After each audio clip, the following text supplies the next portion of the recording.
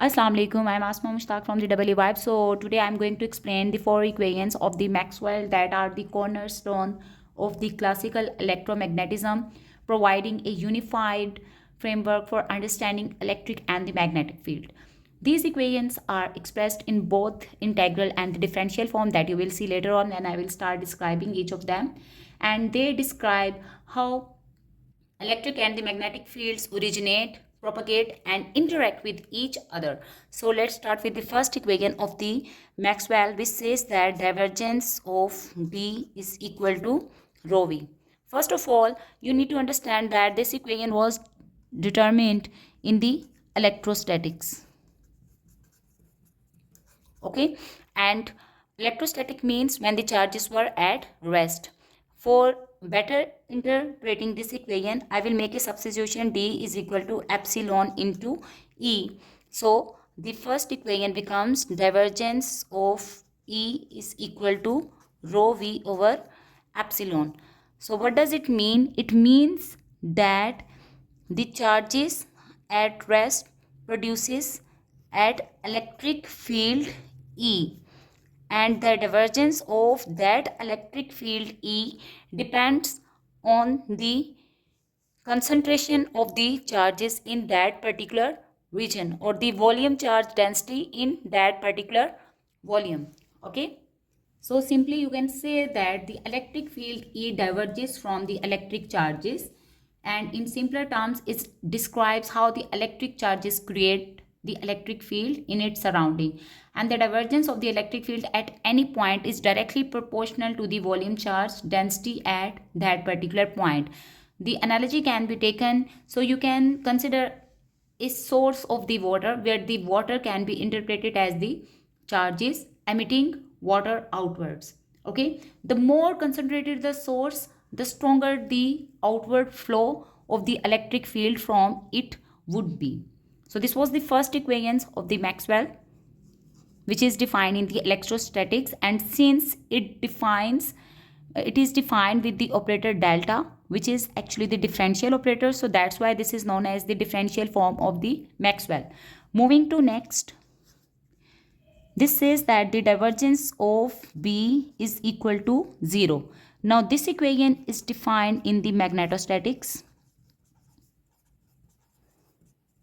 Okay, and what does it mean? It means that if you take a bar of a magnet, and we know that there is a north pole and the south pole on the magnetic bar, and the magnetic lines of force starts from the north pole and terminates at the south pole.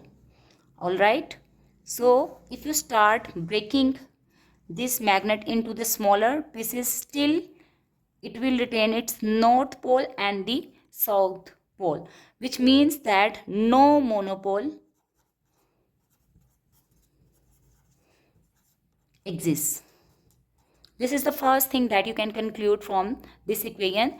Second thing is that magnetic lines of forces are continuous, so they form basically a loop. So imagine that the water is flowing inside a closed loop. Okay, so this is some closed loop and the water is flowing inside of this closed loop. Since there is no source and no sink, so the water just keep circulating in this particular loop, so that's why the divergence at this point is equal to 0. So this was the second equation of the Maxwell. Now moving to the third equation of the Maxwell, which says that the curl of E is equal to minus partial B over partial T. This equation is determined from the equation of continuity, which means or which describes how a changing magnetic field induces an electric field E, and the curl of that electric field E is proportional to the negative rate of change of the magnetic field B. And imagine moving a magnet near a wire loop. So this is some wire loop, okay, and you are moving a magnet near it. This changing magnetic field creates an electric current in the wire, okay, and which is a result of the induced electric field E. So a time varying magnetic field produces an electric field, and this is the principle behind the electric generators and the transformers. Okay, now the last equation of the Maxwell's, and this equation can be derived by starting with the Ampere circuital law, which says that I is equal to integral of H dot dl. Fine. And we know that I is also equal to integral of J dot ds, and from the Ampere circuital law we determined that del cross H is equal to J. Okay, so let's just try to understand what does it mean. It means that the steady current is produced, or the steady current produces a circulating magnetic field H. So if you are having a current carrying conductor, all right, and the current is flowing in the upward direction, then obviously this steady current will produce a circulating magnetic field B, whose strength is denoted by H. Okay, so del cross H is equal to J. Now if you take the divergence on both sides, then what will happen? So divergence of curl of H is equal to divergence of J. Now let's try to understand what does it mean. If you take any closed path in these circular loops, then the number of electric field lines entering and leaving are equal. So that's why the divergence of the curl of the electric field intensity becomes 0. So that's why del of J is equal to 0.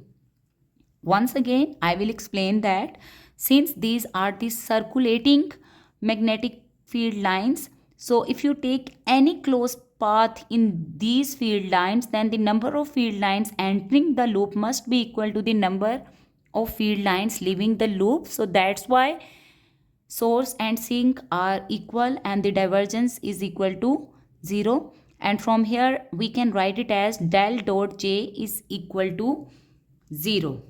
Fine. Also from the equation of continuity, we determined that divergence of J is equal to minus partial rho V over partial T, since in case of the steady flow of the current, the volume charge density in that particular region remains constant. Okay, and the rate of change of volume charge density with respect to time in case of the steady flow of the current becomes 0. So that's why the divergence of J is equal to 0. So for understanding the fourth equation of the Maxwell, consider a time varying source is connected and there is a capacitor present as well in the circuitry. Obviously this time varying source will cause certain type of the current to flow in the circuitry, and the current will start flowing in the conductor. Okay, what will happen? This is the plate of the capacitor. So assuming that the plus positive charge starts accumulating on that particular surface while the negative charge starts accumulating on the second electrode. Fine. And in between the plates there will be an electric field E produced. Since the charge is starting to accumulate with respect to time, so there will be the time changing electric field intensity E, and this electric field between these two plates will be equal to sigma over epsilon. Why? Because if you consider a single plate of the capacitor, then its electric field is intensity because of the positive plate will be equal to rho s over 2 epsilon. Fine. And similarly for the negative plate of the capacitor, minus rho s over 2 epsilon. Here sigma is the charge per unit area. Okay, so E can be replaced as rho s over epsilon in between these two plates, because these two values will be added together in order to determine the value, finding the value of E between these two plates. Okay, so rho s over epsilon can be replaced by Q over A epsilon, and this is equal to E. If you determine the rate of change of E with respect to time t, so it becomes dE over dt. This is equal to dq by dt into 1 over A epsilon. Now this dq by dt can be represented using the notation I, which is actually the current. So I is equal to dE over dt into A epsilon. This quantity is very important, since if you plate some magnetic compass over here, then you will see certain kind of the deflection, which means that the flowing current is producing the magnetic field B. Similarly, if you place some magnetic compass over here, the same phenomena will happen. You will see certain kind of the deflection indicating some presence of the magnetic field B. But in between these two plates, since there is no conducting material present, which means that there is no flow of current, okay, and there shouldn't be magnetic field B. But Maxwell observed that when he placed the magnetic compass meter over here or between the plates of the capacitor, he observed certain kind of the deflection which showed the presence of the current. Okay, and that current was actually the current which I have determined right over here, which is represented by ID, named as the displacement current, and this current is produced because of the changing electric field between the plates of the capacitor. All right, and from here we can simply write the fourth equation of the Maxwell as del cross H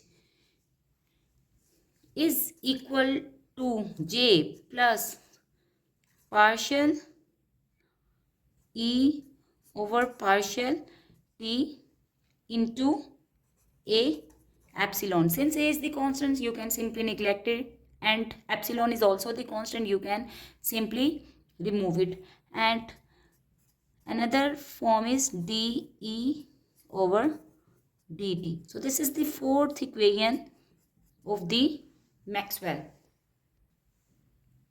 And this equation actually accounts for the magnetic field generated by the time varying electric fields, completing the symmetry of the Maxwell equations and enabling the prediction of the electromagnetic wave propagation. Thank you for watching.